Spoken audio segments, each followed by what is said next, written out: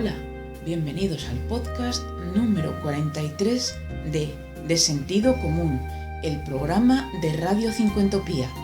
Un podcast mediante el que proponemos una reflexión en torno a aquellos temas que más preocupan a quienes ya hemos cumplido los 50 años y que afectan a la sociedad en su conjunto.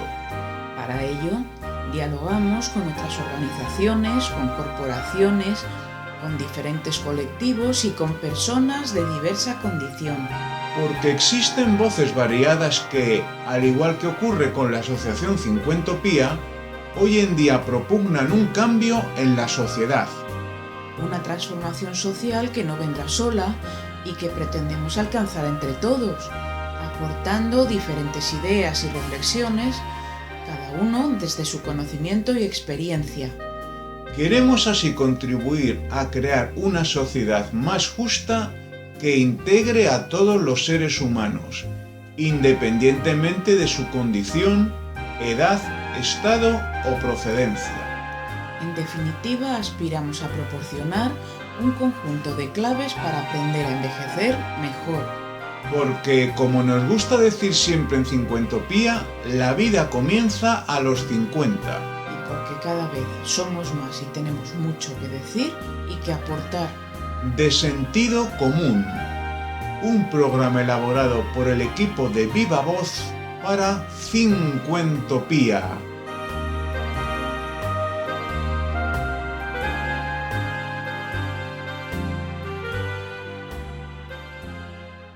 Cada semana en De Sentido Común abordamos un tema que nos permite reflexionar sobre las distintas transformaciones que suceden en la sociedad y que afectan a todos en general y de manera particular a quienes ya contamos con más de 50 años. En esta ocasión tenemos con nosotros a la doctora Dolores Bedmar Cruz, habitual colaboradora de la Asociación Cincuentopía. La doctora Bedmar cuenta con una trayectoria de más de 3 décadas en el ámbito sanitario y es una gran especialista en todo lo que tiene que ver con la temática del dolor. En la charla que mantenemos, Lola Bedmar se centra en el conocido como dolor oncológico, es decir, una patología que incide en los pacientes afectados por el cáncer y que incorpora algunas singularidades. ¿Qué es el dolor oncológico? Pues el dolor oncológico es el dolor que afecta a los pacientes oncológicos, ¿no? No podríamos decir que es el dolor provocado por el cáncer, que también, sino aquel que acompaña al paciente con cáncer, ¿no? Y es una experiencia desagradable que se añade al impacto que tiene a nivel psicológico, ¿no? Que te digan que tienes un cáncer. Es verdad que ahora no es como antiguamente, ¿no? La supervivencia por un cáncer ha subido muchísimo y hay algunos tumores malignos que se han convertido en enfermedades crónicas, pero todavía sigue siendo un impacto y la mortalidad muy alta, ¿no? Y cada vez hay mayor incidencia. Además, el dolor afecta a muchos pacientes. Hasta el 20% tiene dolor en el momento del diagnóstico y más del 80% tiene dolor en fases ya terminales, ¿no? De la enfermedad. Y bueno, pues lo hay de muchos tipos, ¿no? Es como digo, una experiencia muy compleja. El más frecuente es el dolor neuropático, que es un dolor provocado por una alteración del sistema nervioso, central o periférico.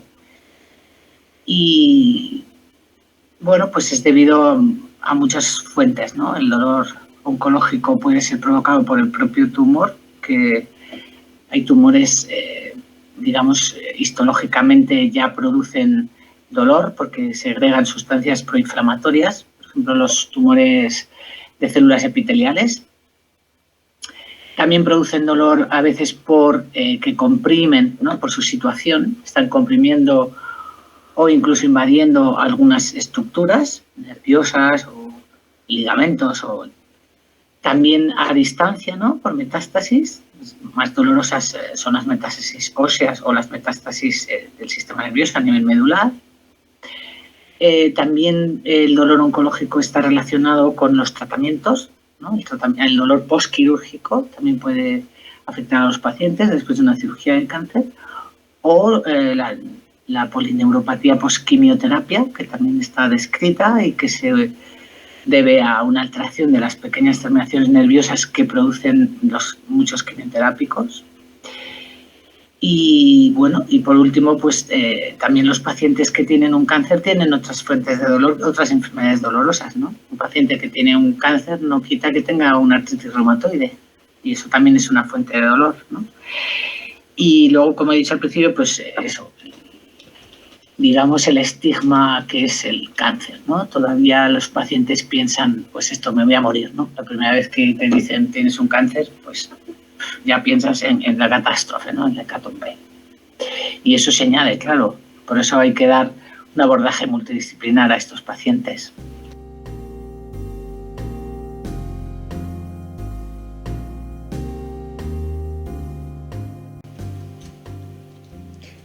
¿Y en qué se diferencia del dolor no oncológico?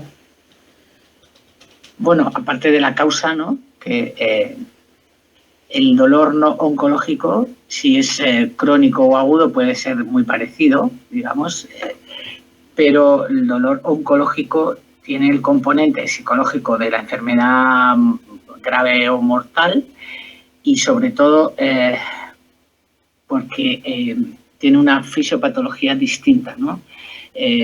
Desencadena otros, ¿cómo diría? La secreción de sustancias distintas, ¿no? El propio tumor segrega sustancias proinflamatorias, además va destruyendo los tejidos, ¿no? Una enfermedad crónica como una lumbociática, ¿verdad? Duele mucho, pero no hay una destrucción tisular.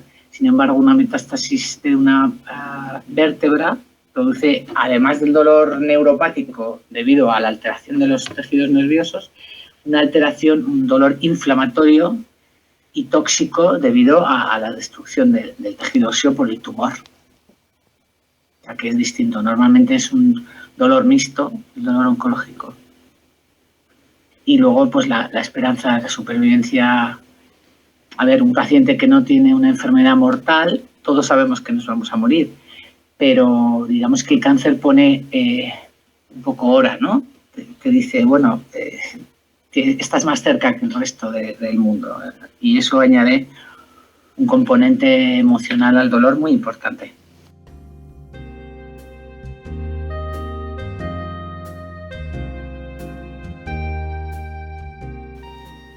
En ese abordaje multidisciplinar, el primer factor que hay que tener en cuenta es el farmacológico.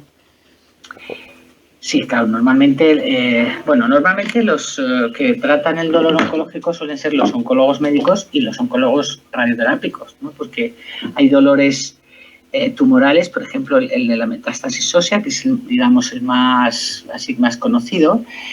Por ejemplo, en los cánceres de mama, a veces el dolor es por una metástasis, incluso el diagnóstico es por una metástasis ósea. Y va muy bien la radioterapia a nivel de ese hueso. También en cáncer de mama el ácido zoledrónico u otros bifosfonatos pues han dado mucho juego, disminuyen mucho no solo el dolor provocado por esa metástasis ósea, sino también la progresión del tumor, ¿no? E incluso dejan ahí, digamos, como congelado la metástasis y quitan el dolor. Por supuesto, los psicólogos, los psicooncólogos tienen que entrar a formar parte del tratamiento, y cuando los fármacos no son suficientes, pues ya deben ir a la unidad del dolor. Los fármacos que más se utilizan en el tratamiento del dolor oncológico son los opioides, y los fármacos que van contra el dolor neuropático, que son los anticonvulsivantes o los antidepresivos tricíclicos. El problema que tenemos con los opioides es que pues la epidemia opioide que hay en Estados Unidos y todo lo que ha conllevado, ¿no? La lucha que tienen los americanos contra todo lo que es un opioide, pues dificulta un poco el uso de opioides en otros países, sobre todo en los países del tercer mundo, Es verdad que en España cada vez hay más uso de opioides, pero, a ver, en el dolor oncológico son unos grandes aliados. Y normalmente el tratamiento con morfina o con oxicodona o con hidromorfona, ¿no? Hay multitud de opioides a nuestra disposición, pues suele ser suficiente, ¿no? Con otros fármacos coadyuvantes. Y si no, pues tenemos las unidades de dolor, que tenemos una serie de técnicas mínimamente invasivas o incluso muy invasivas, ¿no? Dependiendo del pronóstico y del tumor que sea, que se pueden utilizar para tratar el dolor, ¿no? Eso, tenemos, un arsenal de tratamientos enorme, ¿no? Y en cuanto a los opioides, pues un tipo de dolor que es muy frecuente en el dolor oncológico, que es el dolor disruptor, que llamamos, es un dolor muy intenso que dura muy poco tiempo y que puede ser provocado por alguna causa conocida, ¿no? Por ejemplo, una metástasis ósea al movimiento, sabemos que un mieloma pues va a doler, o porque no sabemos por qué, de verdad, se produce ese dolor tan intenso que dura muy poquito, y el tratamiento es con fentanilo transmucoso, normalmente. Y bueno, pues el fentanilo transmucoso tiene problemas porque puede causar adicción más fácilmente, ¿no? Pero bien usado y bien prescrito, pues es el tratamiento más eficaz para ese tipo de dolor, ¿no? Que afecta mucho a la calidad de vida de los pacientes oncológicos, el dolor eruptor. Y ahí también las unidades de dolor tienen mucho que decir para el tratamiento de ese tipo de dolor. Y dolores muy, muy importantes, ¿no? Hay tumores que son más dolorosos, ¿no? Que son, por ejemplo, el cáncer de páncreas, el dolor pélvico por metástasis óseas, ¿no? Por recidivas presacras o posquirúrgicos, el dolor torácico por un cáncer de pulmón, por invasión local, los mesoteliomas, o el dolor post-toracotomía o post-mastectomía, los dolores que afectan a la pared torácica. Y también pues los tumores de cabeza y cuello son bastante dolorosos, ¿no? Y ahí casi siempre necesitan unos tratamientos más invasivos que no solo farmacológicos, sino otra serie de tratamientos.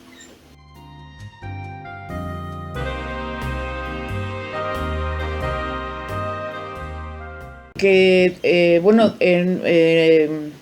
nos causaba curiosidad bueno, cuando estábamos pensando en las cuestiones que queríamos plantearte, pensábamos en los tratamientos alternativos que a veces se plantean a la farmacología, teniendo en cuenta pues el evitar las adicciones, y pensábamos en que, bueno, qué aplicación pueden tener y si son coadyuvantes más que alternativos. Pero alternativos, ¿a qué tratamientos te refieres? Bueno, pues es un término que en una definición así tan genérica, pues sí que convendría que lo aclaráramos contigo, aprovechando la conversación. Pues, por ejemplo, el prescindir de los tratamientos habituales y simplemente, bueno, pues el seguir unas determinadas dietas o... Inaceptable, eso. A ver, eso es como cuando dicen que el ser positivo o el no deprimirse o el mirar a la vida con alegría cura el cáncer. Esto es mentira. Lo quiero decir claramente y sin ninguna anestesia. O sea, es mentira. No, eso no cura el cáncer. La dieta probiótica o la dieta, como dicen, el plato de colores, ¿no? La protección de la microbiota, pues ayuda a tener una vida sana, pero no cura el cáncer ni quita el dolor. Pues estamos hablando de dolor oncológico, estamos hablando de un paciente con un cáncer de cabeza de páncreas que le invade el plexo celíaco, el plexo solar. Quiere decir que no, eso es un dolor absolutamente incoercible, que hay que tratar. No hay un tratamiento alternativo para eso. Tratamiento alternativo. A ver, yo hablo de tratamientos alternativos en el sentido de si podemos hacer una radiofrecuencia o de un nervio o de un plexo y disminuir así la dosificación de opioides para evitar secundarismo, porque evidentemente los opioides tienen efectos secundarios, pues entonces sí, ¿no? Estamos hablando de neuromodulación, de radiofrecuencia pulsada, de radiofrecuencia térmica, incluso de intervenciones un poco más drásticas, ¿no? Por ejemplo, la fenolización de algunos ganglios simpáticos o parasimpáticos para quitar absolutamente la sensibilidad de una zona anatómica porque el paciente tiene un dolor incoercible por otros medios, ¿no? Que no se puede. Pero así, o sea, si el tratamiento alternativo del que estamos hablando es la medicina natural o la dieta o el ser positivo y hacer yoga, pues a ver, no. Esto no es un tratamiento alternativo. Esto es marear la perdiz. Aunque yo, a ver, siempre digo que lo que al paciente le sirva es bueno, pero a ver, en fin, no creo yo que a un paciente con un dolor oncológico le sirva comer lechuga en vez de brócoli. O sea, esto no le va a quitar el dolor ni le va a alterar el pronóstico de su enfermedad. Yo te puedo hablar de otros tratamientos, ¿no? De la neuromodulación, ¿no? Que es poner electrodos en el espacio epidural para estimular determinados ganglios espinales y que esa zona periférica no le duela al paciente, o de la neuromodulación química, que es implantar un catéter dentro del líquido cefalorraquídeo y se junta una bomba que se implanta en un bolsillo abdominal y se va pasando por ahí la medicación y así el paciente tiene menos efectos secundarios y tiene más calidad de vida y menos dolor. Incluso de poner fenol en el líquido cefalorraquídeo, ¿no? Que es un líquido anestésico y que produce una degeneración valeriana, pero bien puesto, pues produce una insensibilización de las raíces posteriores y puede quitar dolor de una zona concreta de las piernas, del suelo del periné, en pacientes que tienen dolor incoercible del suelo pélvico. Esos son tratamientos, bueno, alternativos o complementarios, ¿no? Que pueden ser decisorios en pacientes con un dolor grave en las etapas finales de un cáncer, por ejemplo, ¿no? Eso sería un tratamiento alternativo. Pero no esto que tú me dices, no. Esto que la gente habla de eso, esto es inaceptable. Eso es engañar a las personas. No se puede combatir ni el cáncer ni el dolor con ese tipo de cosas. No se puede. Ojalá, pero no se puede.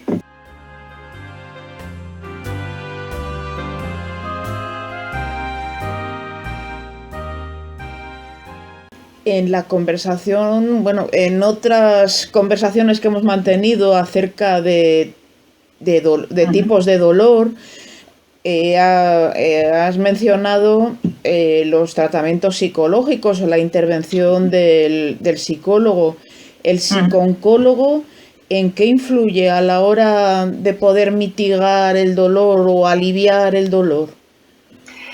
Bueno, pues el psicooncólogo primero que les da herramientas para la aceptación y para, digamos, el duelo, ¿no? Porque, en definitiva, el tener una enfermedad que, aunque no te mate en meses, digamos que te pone el cronómetro, ¿no?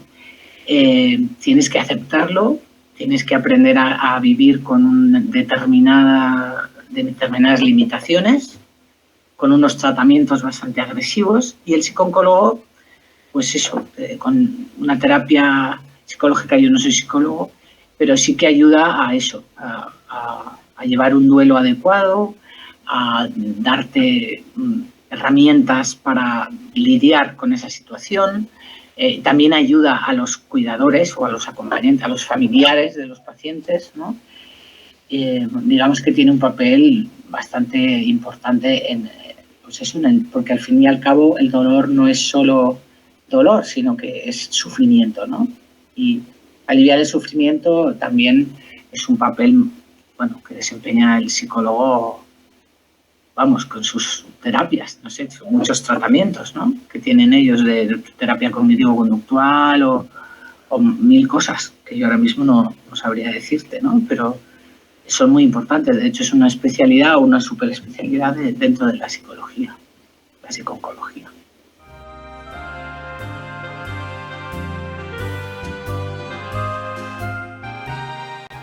Doctora Bedmar, en alguna ocasión también nos has recomendado el acudir a las asociaciones de pacientes como una manera de fortalecer el entorno y de buscar, bueno, pues el apoyo y la comprensión del propio enfermo acerca de su padecimiento. En el caso del dolor o de los pacientes oncológicos, parece que es todavía más aconsejable el acudir a este tipo de colectivos. Sí, sin lugar a dudas. La Asociación Española contra el Cáncer, por ejemplo, tiene personas, voluntarios, que hacen esta labor, en realidad, y acompañan a los pacientes, no solo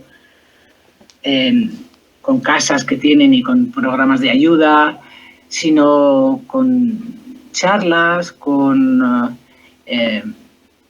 acompañamiento en los días de tratamiento. Les hacen, allí hablan con ellos, organizan reuniones, oyen música, actividades, maquillaje, ¿no? Quiero decir que a nivel humanización de esto, ¿no?, del proceso oncológico, pues hay muchos proyectos. Nosotros en nuestro hospital, por ejemplo, voy a aprovechar una cuña publicitaria, en el Hospital Universitario de Fuenlabrada, pues se ha puesto en marcha oncología. Yo también participo, y muchos servicios, farmacia, que se llama InnovaOnco, que trata de humanizar el tratamiento a los pacientes oncológicos, ¿no? Y se hacen jornadas de fisioterapia, de gimnasia, también de nutrición, de maquillaje, de peluquería, o sea, cosas que realmente, ¿eso es un tratamiento del dolor? Pues también, porque si estás acompañado, no estás solo. El hecho de que te ves sin pelo en el espejo y te deprime, pero te han enseñado un truco para ponerte una peluca o un pañuelo, y ves que otras personas lo hacen, bueno, pues esto también te quita sufrimiento. Y quitarte sufrimiento es quitarte dolor, así de claro, ¿no? Y en ese sentido, las asociaciones de pacientes y estos proyectos de humanización, pues yo creo que están haciendo bastante por los pacientes.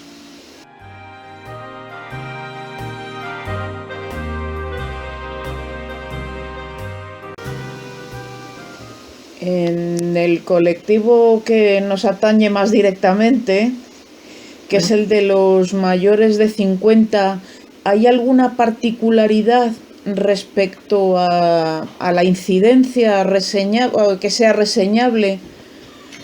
Hombre, pues lo más reseñable es que cada vez hay sobrevivimos más, y esto tiene un coste, y es que cada vez hay más cáncer, hay más tumores malignos, ¿no? No porque vivamos peor, ¿no? Yo creo que tampoco es eso, ni tampoco porque se diagnostique más. Es porque la degeneración celular está ahí, ¿no? Tenemos un cronómetro celular, y como vivimos más tiempo, antes te morías a los 70 y ahora sobrevivimos más. Entonces, bueno, pues tenemos más tumores, más cánceres. Y la edad, digamos, más frecuente de inicio de ese tipo de patología, pues es a partir de los 50, ¿no? Quiere decir que las goteras empiezan más ahí, ¿no? Luego ya a los 60 y a los 70 y la incidencia es más alta. Pero la buena noticia es que también tenemos mayor supervivencia, ¿no? Tenemos ahora mismo unos tratamientos buenísimos. La inmunoterapia le ha dado un impulso brutal al tratamiento de los tumores, y hay muchos tumores que son enfermedades crónicas, ¿no? Para los varones, por ejemplo, pues el cáncer de próstata prácticamente ahora es una enfermedad crónica. Luego te mueres de otra cosa. La mama, hay determinados tumores, pues claro, decir cáncer es una cosa muy genérica, luego hay que meterse en la histología, ¿no? en el tipo de tumor concreto, pero hay muchos tumores de mama que también son enfermedades crónicas, están ahí, que tienes un tratamiento para siempre, ¿no? Y bueno, yo creo que nosotros los cincuentones, casi sesentones, pues bueno, somos, digamos, la diana de este tipo de enfermedad, pero yo creo que tenemos muchas esperanzas de vida, ¿no? Tendremos que hacer cambiar nuestro chip, ¿sabes? De decir, bueno, cáncer, qué horror, me voy a morir. Bueno, morir no nos vamos a morir todos. Entonces, pues bueno, al final tendremos que sobrellevar el cáncer como, no sé, como te diría, como una hipertensión o una diabetes. Es una enfermedad crónica que tiene sus cosas y sus cosas malas, pero que nos va a permitir, bueno, pues, llevar una vida. Lo que tenemos que hacer es ganar calidad de vida. No solo ganar días de vida, sino calidad de vida. Y yo creo que para eso, pues mira, esto 50 días también.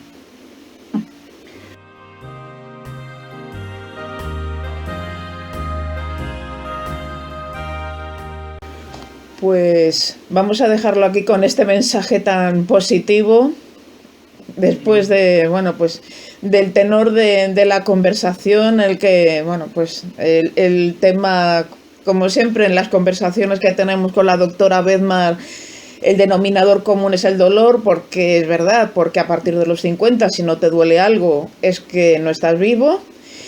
Pero bueno, hemos logrado, o la doctora, mejor dicho, ha logrado terminar la conversación subiendo el tono y dejándonos en la esperanza y bueno, y lanzándonos como siempre un mensaje de sensatez y de coherencia, pues que es muy de agradecer. Así que salvo que quieras añadir algo más, doctora Bedmar, pues... Bueno, yo sí quiero decir que la gente, ¿no?, que en general tiene mucho miedo a la medicación, no tiene que tener miedo a la medicación. Y a los opioides tampoco. Que uno por tomar opioides no se vuelve yonki, ni es la fase terminal de una enfermedad. O sea que... Okay. Lo digo porque mucha gente tiene miedo a eso, ¿no? Dice, es que me han mandado morfina y es que me estoy muriendo. No.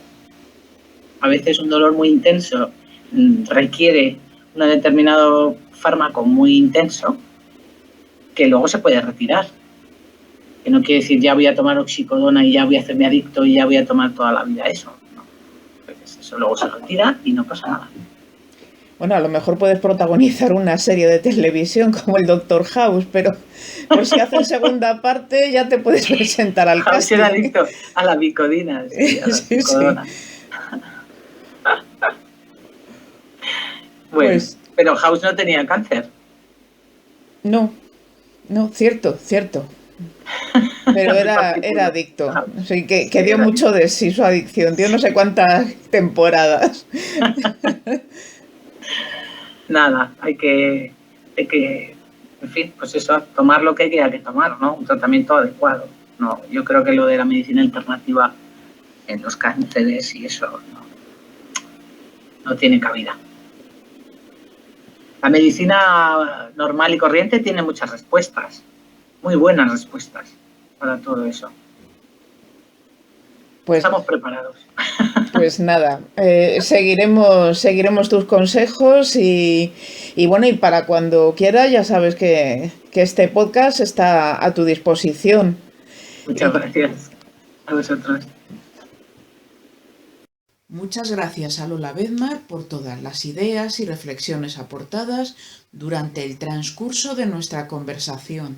Cada semana en De Sentido Común, un tema para comprender mejor el complejo contexto que nos rodea.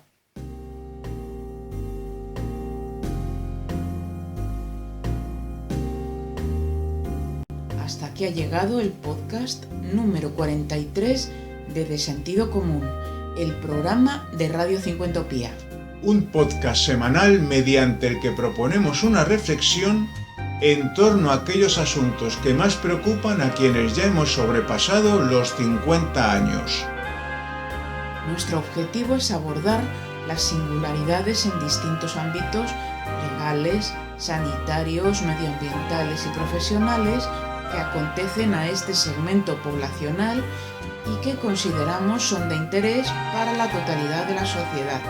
De Sentido Común, el programa de Cincuentopía para todos los que ya hemos cumplido los 50 años y pensamos que lo mejor está todavía por llegar. Nos despedimos hasta el martes próximo. De Sentido Común, un programa elaborado por el equipo de Viva Voz para Cincuentopía.